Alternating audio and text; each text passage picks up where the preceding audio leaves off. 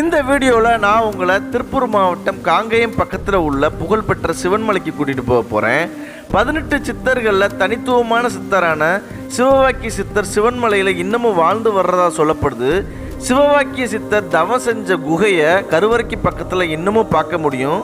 அது மட்டும் இல்லை, உலகத்திலே எந்த முருகன் மலையிலையும் இல்லாத அபூர்வமான ஆண்டவன் உத்தரவு பெட்டியை பற்றியும் பார்க்க போகிறோம். வாங்க வீடியோக்குள்ளே போகலாம்.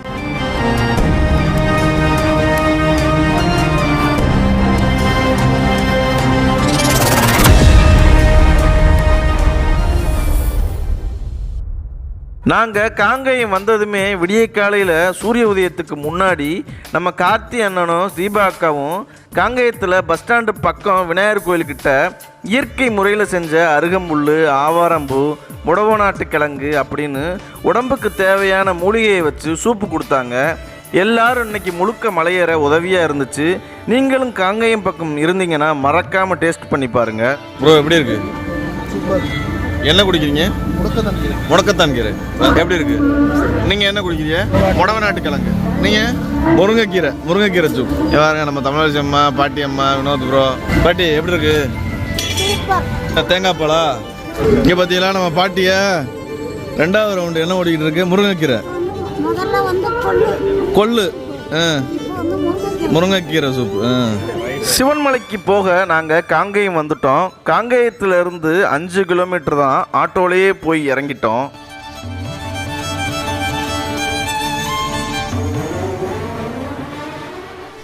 மக்களே அனைவருக்கும் வணக்கம். இன்னைக்கு நம்ம திருப்பூர் மாவட்டம் காங்கேயத்துக்கு பக்கத்தில் உள்ள சிவன்மலை முருகன் கோயிலுக்கு வந்திருக்கோம். மேலே முருகன் இருக்காரு.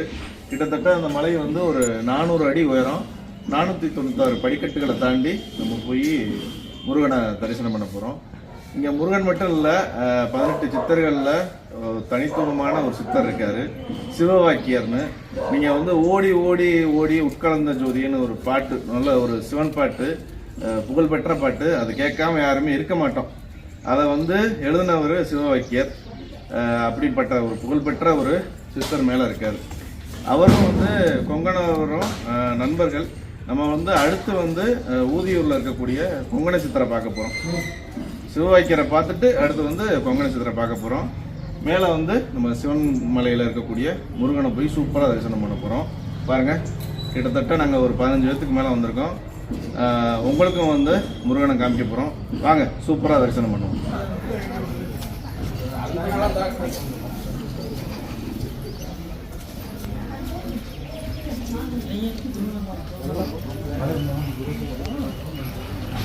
நம்ம முதல் படியை ஏற ஆரம்பிச்சாச்சு.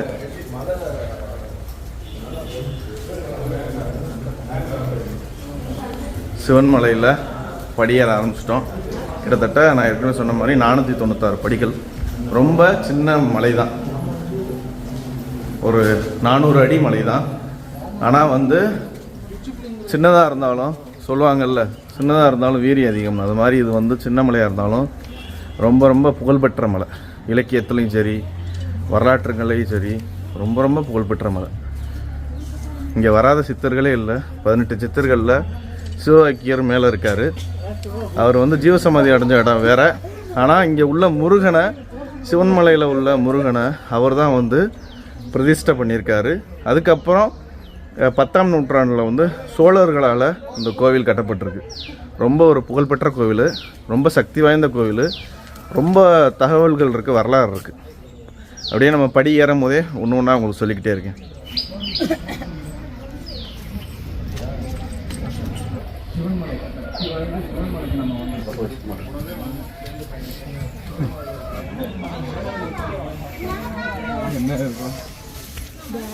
மக்களே, அது மாதிரி இது அந்த மலை பேர் சிவன்மலை. ஆனால் இருக்கிறவர் சிவனோட மகன் முருகன் இருக்கார்.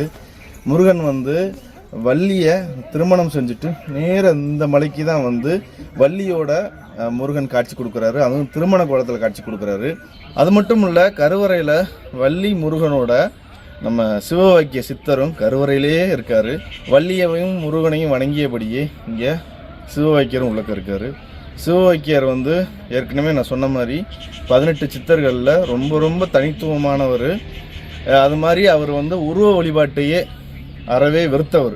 சிவ வழிபாட்டில் நம்ம சிவலிங்கத்தை பிடிச்சி முருகனை பிடிச்சி வழிபடுவோம்ல, அந்த உருவ வழிபாட்டையே வந்து வேணான்னு சொன்னவர் நம்ம சிவவாக்கியர். அது மட்டும் இல்லை, அவர் வந்து சிவனை வந்து வெளியே தேடாதீங்க, உள்ளக்க தேடுங்க அப்படின்னு அந்த ஓடி ஓடி உட்கலந்த ஜோதியை கண்டிப்பாக கேட்கணும்.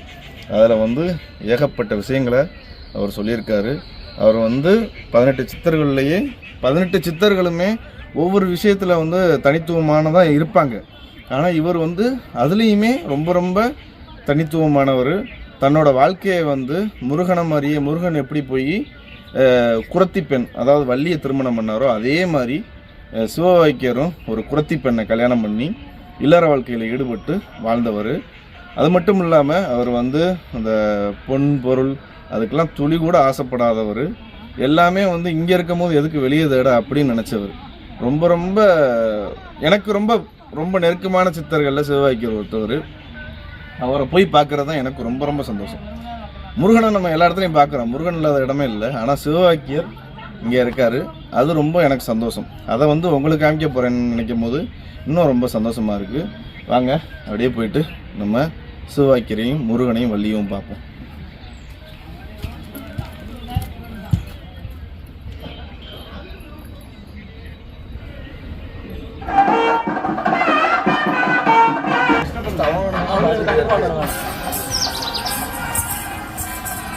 அப்படியே போய்கிட்டே இருக்கும்போது இடது பக்கத்தில் சிவன் இருக்கார் பாருங்க.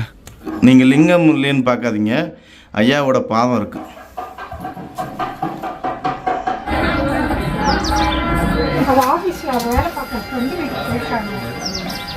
மக்களே, ஒரு காலத்தில் வந்து கொங்கு மண்டலத்தில் வந்து இந்த காங்கேய நாடு வந்து ஒரு முக்கியமான நாடுகளில் ஒன்றா இருந்திருக்கு. அது மட்டும் இல்லாமல் இந்த சிவன்மலை வந்து இந்த கொங்கு நாட்டில் உள்ள 14 ஊர் மக்களால் திருப்பணிகள் பண்ணப்பட்டிருக்கு, வழிபடப்பட்டிருக்கு. அது மட்டும் இல்லாமல் குடமுழுக்கும் பண்ணியிருக்காங்க. இந்த சிவன்மலையை சுற்றி இருக்கிற 14 ஊர் மக்களுக்கு, காங்கேய நாட்டில் உள்ள ஊர் மக்களுக்கு இந்த சிவன்மலை சொந்தமான மலையாக இருந்திருக்கு. அகத்தியரும் பார்வதியும் இந்த மலையில் தவம் செஞ்சுருக்காங்க சிவனை நோக்கி. அப்பேற்பட்ட மலை ரொம்ப ரொம்ப புனிதமான மலை.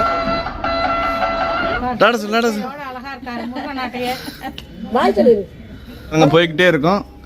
இடது பக்கத்தில் இடும்பர் இருக்காரு.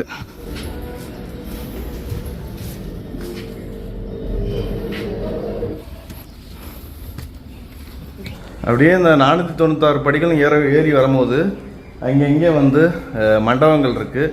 இளைப்பாறு மண்டபம். இப்போ நம்ம வந்து ஒரு 6 மணிக்கே மலையேற ஆரம்பித்தனால வெயில் தெரில. இதே வந்து ஒரு மதிய நேரமோ கொஞ்சம் ஒரு 10 மணிக்கு மேலேயோ வந்தால் வெயில் கடுமையான வெயில் இருக்கும். ஏன்னா இது ஃபுல்லாமே பாறைகளால் போடப்பட்ட படிக்கட்டு. வெயில் வந்து கொதிக்கும். அதனால் இங்கே இளைப்பாறு மண்டபங்கள் இருக்குது. நாங்கள் வந்து ஒரு 4-5 மண்டபங்களை தாண்டி அப்படியே மலை ஏறிக்கிட்டு இருக்கோம். படிப்பாதை ஏறி வரும்போதே இந்த இடத்துல ஒரு பாலத்தை பார்ப்பீங்க. இது வந்து இந்த மலைப்பாதைக்கு ரோட்டு பாதையும் இருக்குது. இந்த கார்லாம் போகுது பாருங்கள். 2.5 கிலோமீட்டர்லாம் மேலே போயிடும். அப்படியே பார்த்தா இங்கே பாருங்கள், சூரிய உதயத்தை பாருங்கள், எவ்வளோ சூப்பராக இருக்குது பாருங்கள். பனிமூட்டத்துக்கு நடுவில் சூரியன் அவ்வளோ சூப்பராக தர்றாரு.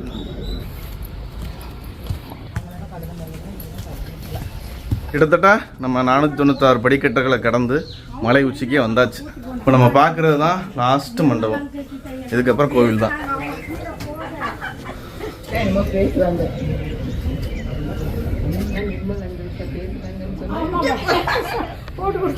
இதான் லாஸ்ட்டு மண்டபம். இதை கடந்து வந்தால் பாருங்கள், இங்கே வள்ளிக்கும் முருகனுக்கும் ஒரு மன்னர் வந்து திருமணம் நடத்துகிறாரு. கீழே உட்காந்துருக்க வந்து சிவவாக்கியர்னு நினைக்கிறேன். அருமையான ஒரு சிற்பம். கோவிலுக்கு வந்துட்டோம் நம்ம பாருங்க. இங்கே பாருங்க, அன்னதானம் போய்கிட்டு இருக்கு பாருங்க.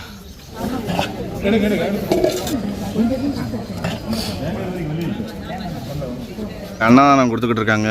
சாம்பார் சாதம், பொங்கல், வெண்பொங்கல், இது எல்லாத்தையும் வினோத் ப்ரோவோட மகள், அன்பு மகள் பிரதீப்தா சாப்பிட்டுக்கிட்டு இருக்காங்க. போட்டு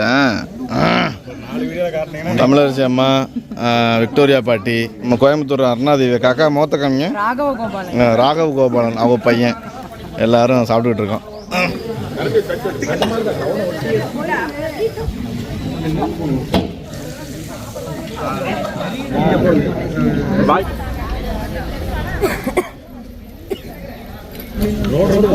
எனக்கு பின்னாடி வந்து விநாயகர் இருக்கார். எப்போயுமே விநாயகர் வந்து அரச மரத்தடியில் தான் இருப்பார், கேள்விப்பட்டிருப்போம். ஆனால் இங்கே மலை உச்சியில் பார்க்குறீங்கல்ல, வேப்ப மரமும் அரச மரமும் பக்கத்தில் இருக்குது. நடுவில் வந்து விநாயகர் இருக்கார். ஒரு வித்தியாசமான விநாயகராக இருக்கார். நம்ம வந்து அன்னதானம் சாப்பிட்டுட்டு இப்போ நேராக போயிட்டு சிவன்மலை முருகனை தரிசனம் பண்ண போகிறோம்.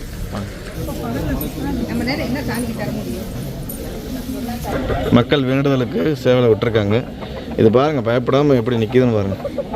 உலகத்தில் எந்த முருகன் இருக்கிற மலைக்கோவிலும் இல்லாத ஒரு அபூர்வமான ஆச்சரியமான எதிர்காலத்தை முன்கூட்டியே சொல்கிற ஆண்டவன் உத்தரவு பெட்டி இங்கே சிவன்மலையில் மட்டும்தான் பார்க்க முடியும். இந்த ஆண்டவன் உத்தரவு பெட்டியோட சிறப்பு என்னென்னா, பக்தர்கள் கனவுல முருகன் வந்து ஒரு குறிப்பிட்ட பொருளை காட்டுவாராம்.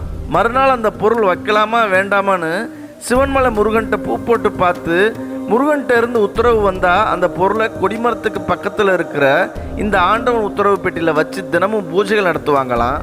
இப்படி இந்த உத்தரவு பெட்டியில் வைக்கக்கூடிய பொருள் சம்பந்தப்பட்ட ஏதாவது நன்மையோ தீமையோ எதிர்காலத்தில் கண்டிப்பாக நடக்குமா, அது இந்த சமூகத்தில் பெரிய பாதிப்பை ஏற்படுத்தும்னு சிவன்மலை முருகன் உணர்த்துவதா மக்கள் நம்புகிறாங்க. இப்படி இந்த உத்தரவு பெட்டியில் இதுவரை விபூதி, ருத்ராட்சம், துப்பாக்கி, தண்ணீர், வைக்கோல், ஏற்கலப்பை, மண், அரிசி, கற்பூரம், பிரம்புன்னு ரொம்ப பொருட்களை வச்சுருக்காங்க. ஆண்டவன் உத்தரவு பெட்டியில் தண்ணீர் வச்சப்ப சுனாமி வந்து பெரிய பாதிப்பை ஏற்படுத்திருக்கு. அதே மாதிரி கடந்த 2024 டிசம்பர் 1 புயல் மழையால் திருவண்ணாமலையில் நிலச்சரிவு வந்து ரொம்ப மக்கள் இறந்தப்ப சிவன்மலை உத்தரவு பெட்டியில் மண் விளக்கு வச்சு வழிபட்டாங்களாம். சிவன்மலையில் இருக்கிற முருகன் திருவண்ணாமலையில் நடக்க போகிற நிலச்சரிவை 20 நாளுக்கு முன்னாடியே குறிப்பால் சொல்லியிருக்காராம். இப்படி உத்தரவு பெட்டியில் வைக்கப்பட்ட பொருள் இன்னொரு பக்தரோட கனவுல முருகன் வந்து வேறொரு பொருளை உணர்த்துற வர அதே பொருள் தொடர்ந்து பெட்டியிலே இருக்குமா. இப்போ நாங்கள் போனப்போ கடல் நீர் இருந்துச்சு. கிட்டத்தட்ட 2 மாதமாக கடல் நீரே இருக்குது. கடல் மூலமாக வர்ற நன்மை தீமையை முருகன் சொல்கிறதா மக்கள் இப்போ நம்புகிறாங்க. யாருக்கும் எந்த தீமையும் நடக்கக்கூடாதுன்னு நம்ம முருகன்கிட்ட வேண்டிக்கிடுவோம். சிவன்மலையை ஏறி கோவிலுக்குள்ளே நுழைஞ்சதுமே ஆண்டவன் உத்தரவு பெட்டியை பார்த்தோம். சூரியனுக்கும் சனீஸ்வரனுக்கும் தனித்தனி சன்னதிகள் இருந்துச்சு. முருகன் சன்னதிக்கு இடதுபுறமாக பெரிய புளியங்கைகளால் குலுங்குற புளிய மரத்துக்கு அடியில் பிள்ளையார் இருந்தது. ஆச்சரியமாக இருந்துச்சு. கடைசியாக வள்ளியோடு நிற்கிற முருகனையும் சிவவாக்கிய சித்தரையும் வழிபட்டோம்.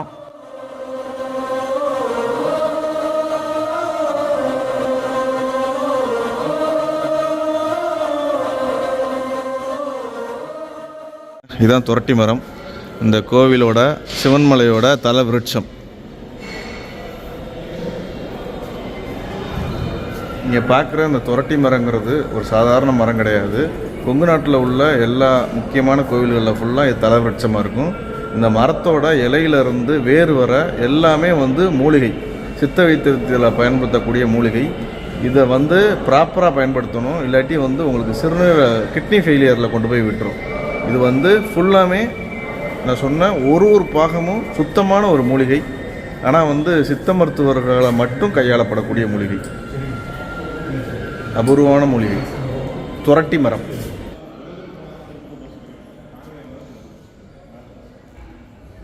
அங்கே இப்போ வந்து சிவன்மலையில் முருகனை சூப்பராக தரிசனம் பண்ணிட்டோம். அது மட்டும் இல்லாமல் சிவவாக்கியர் தனி சன்னதி இருக்குது. சிவவாக்கியர் வள்ளி முருகனை கும்பிட்ட மாதிரி பக்கத்துலேயே அகத்தியரும் கும்புற மாதிரி ஒரு சூப்பரான ஒரு சிற்பம் இருக்குது. அது வந்து சிவவாக்கியர் தவம் பண்ண குகைன்னு சொல்கிறாங்க. அது வந்து நம்ம உள்ளக்க கருவறைக்கு பக்கத்துலேயே இருக்குது. சிவவாக்கியரையும் சூப்பராக தரிசனம் பண்ணோம். அவர் தவம் பண்ண குகைகள்லாம் பார்த்தோம். ரொம்ப அருமையாக இருந்துச்சு. இப்போ நாங்கள் வந்து அப்படியே வெளிப்பிரகாரத்தை சுற்றிக்கிட்டு இருக்கோம்.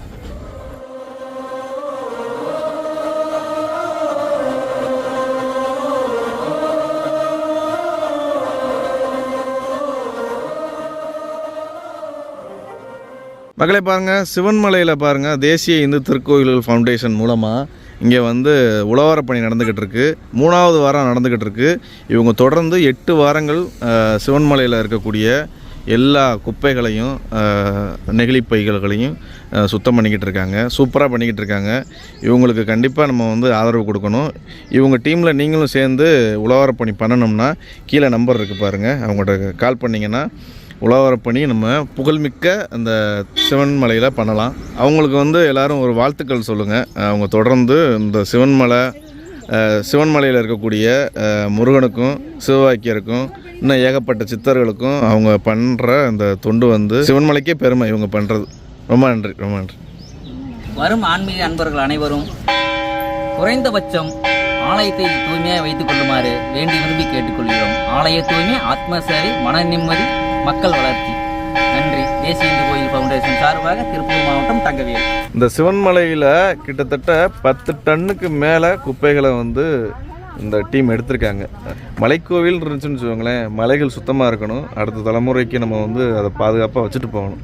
அந்த வேலையை வந்து இவங்க பண்ணுறாங்க. கிட்டத்தட்ட 10 டன்னுக்கு மேலே கழிவுகளை எடுத்திருக்காங்க. இங்கே வர்ற பொதுவாக மலைக்கோவிலுக்கு போகிற மக்கள் எல்லாருமே இப்போலாம் ரொம்ப தமிழ்நாடு கவர்மெண்ட்டை ரொம்ப ஸ்ட்ரிக்ட் பண்ணிட்டாங்க. யாருமே வந்து எந்த பிளாஸ்டிக்குமே எடுத்துகிட்டு போகக்கூடாது அப்படி இந்த பர்வதமலையெல்லாம் பார்க்குறோம். நம்ம வந்து கரெக்டாக இருந்தால் அவங்க வந்து கொஞ்சம் நம்மளை வந்து ஃப்ரீயாக விடுவாங்க. இந்த மாதிரி குப்பைகள் கொட்டிக்கிட்டு இருந்தோம்னா ஒரு காலத்தில் நம்மளை வந்து அங்கே போகவே விடாதபடி நம்மளை பண்ணிடுவாங்க. அதனால் சந்ததிகள் நம்ம ஆலயத்தை கொடுத்துட்டு போவோம். அதனால் வர்ற மக்கள் வந்து கொஞ்சம் பொறுப்பாக குப்பைகள்லாம் கொட்டாமல் முடிஞ்ச அளவு இலையை யூஸ் பண்ணுங்கள், காகிதத்தை யூஸ் பண்ணுங்கள். அப்படியே யூஸ் பண்ணாலும் அதை வந்து குப்பை தொட்டிகள்லாம் வச்சுருக்காங்க எல்லா இடத்துலையும். அதில் குப்பையை யூஸ் பண்ணுங்க. அதில் போட்டு தவிர்த்துட்டு நீங்கள் கோயிலுக்கு வரும்போது பத்தி சூடை வாங்கிட்டு வர மாதிரி போகும்போது நெகிழி பையை கொண்டுட்டு போங்க. ஒரு பையில் உபயோகமாக இருக்குது, கோயிலுக்கும் உபயோகமாக இருக்குது, நம்ம வனத்துக்கும் உபயோகமாக இருக்குது. ஆலய தூய்மை, ஆத்ம சேவை. நன்றி. நமசிவாயம், திருச்சிற்றம்பலம். இவங்களோட பணி வந்து சிறக்கட்டும். நம்ம டீம் சார்பாக இவங்களுக்கு ஒரு பெரிய வாழ்த்துக்கள் தெரிவிச்சுக்கிறோம். மகளை பாருங்கள், இது கோவிலோட பின்பக்க சுவர். இந்த மாதிரி கயரை கட்டி ஏறுறாங்க பாருங்கள். இது ரொம்ப ஸ்லோப்பு, அதனால் கயரை கட்டி ஏறி ரொம்ப குப்பைகளை அங்கெல்லாம் எடுத்திருக்காங்க. தெரியுதுல உங்களுக்கு. இவங்க வந்து காசு கொடுத்தோ ஒரு சம்பளத்துக்கோ இவங்க வேலை பார்க்கல. இவங்க வந்து முழுக்க முழுக்க மலைகள் சுத்தமாக இருக்கணும், சிவன்மலை நல்லா இருக்கணும்னு சொல்லிட்டு உழைக்கிறவங்க. சிவன்மலை மட்டும் இல்லை, இவங்க திருவண்ணாமலை உட்பட ஏகப்பட்ட தமிழ்நாட்டு மலைகளுக்கும் கோவில்களுக்கும் தொடர்ந்து போய் உழவார பணி பண்ணிக்கிட்டு இருக்காங்க. பாருங்கள், எல்லாமே பொருட்கள்லாம் கொண்டு போய் கயரை கட்டி மேலேருந்து எடுத்துக்கிட்டு இருக்காங்க. எல்லாருமே வந்து இளமையான ஆட்கள் இல்லை, எல்லாருமே வந்து அபோவ் 40 தான். சரியா, ரொம்ப லீவு நாட்களில் வந்து இந்த மாதிரி தொண்டுகளை பண்ணிக்கிட்டு இருக்காங்க. இப்போ ஆண்கள் மட்டும் இல்லை, இவங்க டீமில் வந்து மகளிரும் இருக்கிறாங்க. மகளிரும் இருக்காங்க. இவங்க தொடர்ந்து வந்து 4வது வாரம் வந்துட்டு இருக்காங்க. 4வது வாரம் வந்துகிட்டு இருக்காங்க. எங்களுக்கு முன்னாடி இருந்து இவங்க வந்துட்டு இருக்காங்க. ஓ சரி சரி சரி. அதான் சிவன்மலைக்கு சுற்றி இருக்கிற ரொம்ப மக்கள் வராங்க. இல்லைங்க, இது இன்னும் மக்களுக்கு இன்னும் விழிப்புணர்வு வரல. மக்களுக்கு இன்னும் விழிப்புணர்வு வரணும். அதாவது அபிஷேகம் பார்க்கணும், ஆராதனை பார்க்கணும்னு நினைக்கிறாங்களே தவிர ஆலயத்தை சுத்தமாக வைக்கிறதுக்கு யாருக்கு எந்த எண்ணங்கள் வரல. சரியா சொன்னீங்க. இனிமே எல்லாத்துக்கும் வரும்னு நம்ம நம்புவோம். அதான் பாருங்கள், எல்லோரும் ஏறி எடுக்க ஆரம்பிச்சிட்டாங்க. அனைவரும் ஒன்றிணைந்து சேவை செய்வோம். நம்ம வந்து இதுக்கு வந்து ஆயத்தமாக வரல, இல்லாட்டி நம்மளும் வந்து சேர்ந்து வந்து குப்பையில் எடுத்திருப்போம். அடுத்த தடவை கண்டிப்பாக நான் சொல்லியிருக்கேன், இவங்க டீமில் ஏதாவது மலைக்கோவில் போனீங்கன்னா நாங்களும் வந்து பங்கேற்றுக்கிறோம் அப்படின்னு. மக்களே, நம்ம வந்து இப்போ சிவன்மலையில் இருக்கக்கூடிய முருகனையும் சிவவாக்கிய சித்தரையும் சூப்பராக தரிசனம் பண்ணியாச்சு. இப்போ நம்ம அடுத்து வந்து ஏற்கனவே சொன்ன மாதிரி சிவவாக்கிய சித்தரோட நண்பரான கொங்கண சித்தரை பார்க்க ஊதியூர் போகிறோம். தொடர்ந்து வீடியோ பாருங்கள். மறக்காமல் நம்ம சேனலுக்கு ஃபஸ்ட் டைம்னா சப்ஸ்கிரைப் பண்ணி அந்த பெல்லைக்கான் அடிச்சுக்கோங்க. இதே மாதிரி நம்ம காடு, மலை, மேடு, செடி கொடிகள்னு சுற்றி தெரிய போகிறோம். எல்லாத்தையும் கொண்டு வந்து உங்கள்கிட்ட சேர்க்க போகிறேன். இன்னொரு சூப்பரான ஒரு ட்ரெக்கிங் வீடியோ சந்திப்போம். நம்ம வந்து ஏறும் போது படிவழியாக ஏறணும். இப்போ இறங்கும் போது இந்த ரோட்டு பாதை இருக்குது பாருங்கள். இந்த ரோட்டு பாதை வந்து அந்த மலையை அப்படியே சுற்றி பாம்பு மாதிரி வருது. அது வழியாக அப்படியே நம்ம ரோட்டு பாதை வழியாக இறங்கிட்டு இருக்கோம். இப்போ ரோட்டு பாதையை சுற்றி இருக்கிற இந்த மலைகளை ஃபுல்லாமே அந்த உழவார பணி பண்ணிக்கிட்டு இருக்காங்க. குப்பைகள், பிளாஸ்டிக் குப்பைகள் எடுத்துக்கிட்டு இருக்காங்க.